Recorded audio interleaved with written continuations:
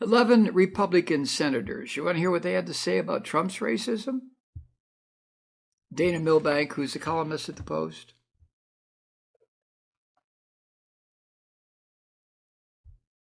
He has an answer. What 11 Republican senators had to say about the Orange Apes' racism. The silence is deafening. See, the ape has gone in the past several weeks from his little racist dog whistles to all-out Confederate bugle call with a rebel yell. And yet his Republican enablers in Congress continue determinedly to cover their ears. How embarrassing. That's, I'm trying to be polite by saying how embarrassing. It is sick. It is filthy. It is rotten. These white Republican senators, you collection of evil bastards, you rotten bastards, you're allowing the head of the Republican Party destroy the Republican Party, and you son of a bitches are just sitting on your large asses letting this go on. Gutless, every single one of you. The ape retweets a video where the man shouts, "White power," and later deletes it, but he doesn't say anything about it.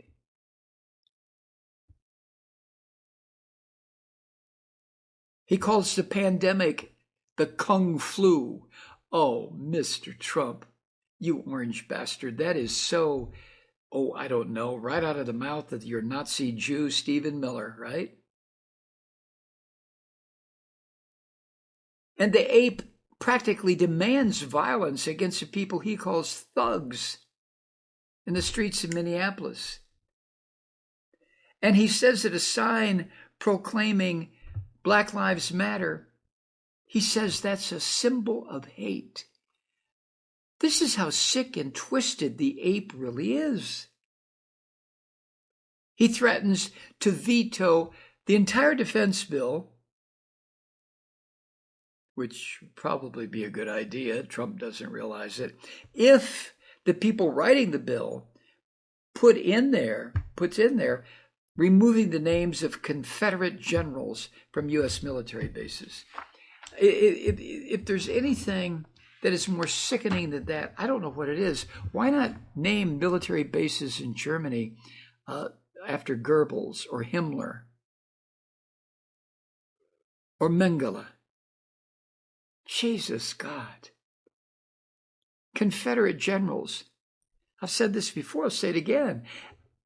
After Robert E. Lee surrendered, he should have been put on trial, and all of his military high command, every single one of them, just like in Nuremberg. And they should have been hanged. I know I've said shot, executed, but hanging is for traitors.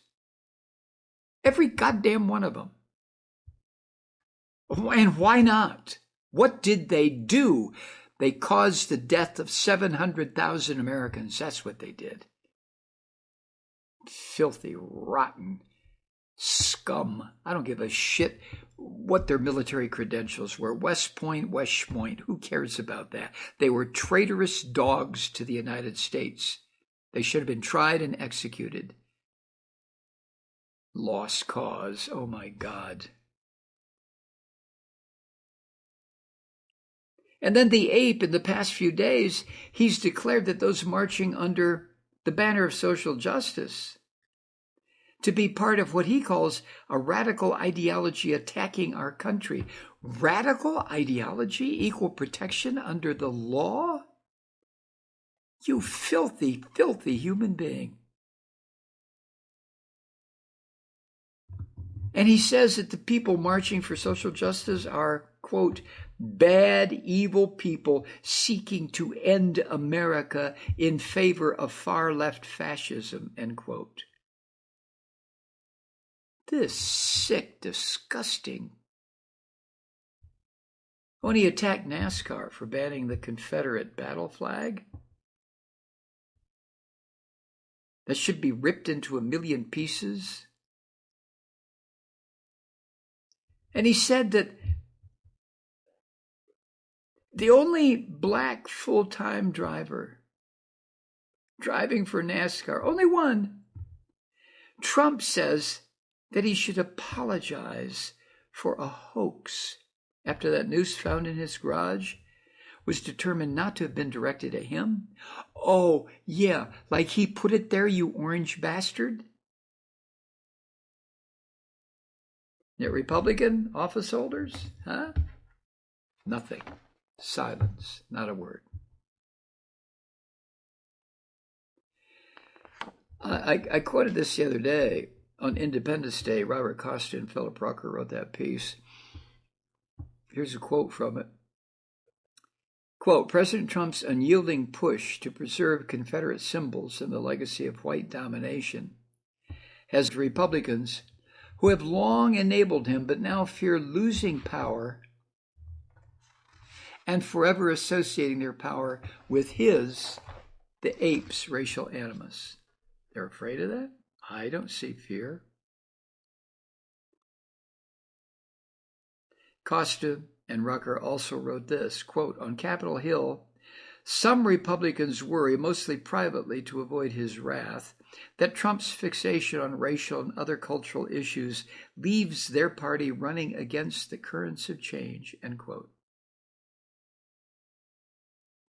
So, Trump's enablers, these gutless, filthy, rotten, cowardly white Republicans, are unnerved by his overt racism, not because it's despicable and sickening and has to stop, but because they fear they're going to lose their power because of it. Jesus God.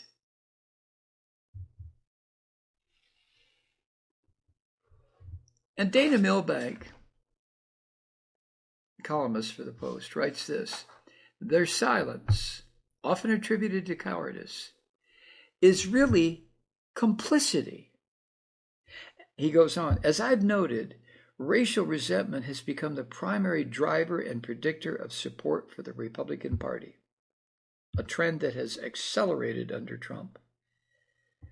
If Republican lawmakers continue to worry privately as Trump bases his reelection on racist demagoguery, they must be held to account for condoning the redefinition of the Republican Party as the new home of the white power movement. Their silence isn't just enabling Trump, it's also enabling white supremacy to hijack a major American political party.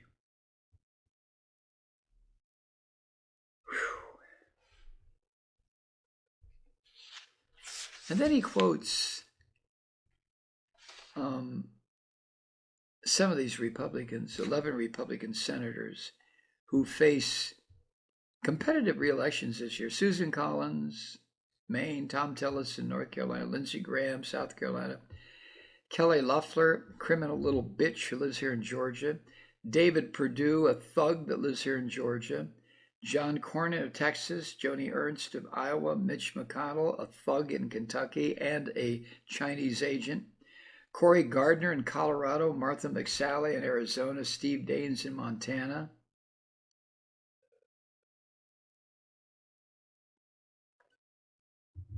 Anyway, Dana Milbank did. He notes that Republican members of Congress have been privately fretting about Trump's racism. So what Dana Milbank did, he invited each of those senators to comment on statements Trump has made in recent weeks. Like going after schools and newsrooms and corporate boardrooms for what the ape calls a new far-left fascism designed to overthrow the American Revolution. Yeah, he said that. Or when he says, quote, the unhinged left-wing mob is trying to vandalize our country, desecrate our monuments, our beautiful monuments, tear down our statues, and punish, cancel, and persecute anyone who does not conform. They want to demolish our heritage.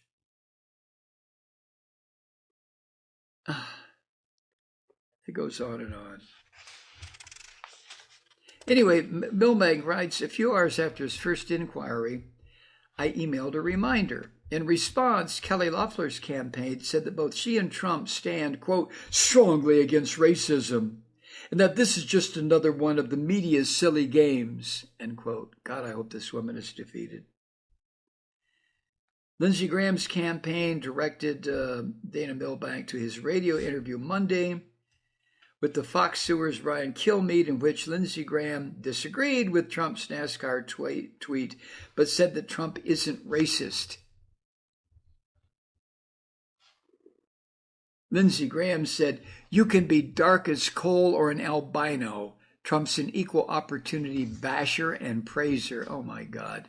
McConnell's campaign says that the turtle abhors racism, but that his responsibilities, quote, don't include acting as a deputy press secretary for the White House, end quote. Oh, that's so cute, Mitch. Susan Collins' campaign said, quote, she's challenged President Trump on many occasions, including when he failed to immediately condemn the anti-Semitism and racism that led to the violent clashes in Charlottesville, end quote. And the others? They responded the way Republicans usually do when asked about Trump's racism. Crickets.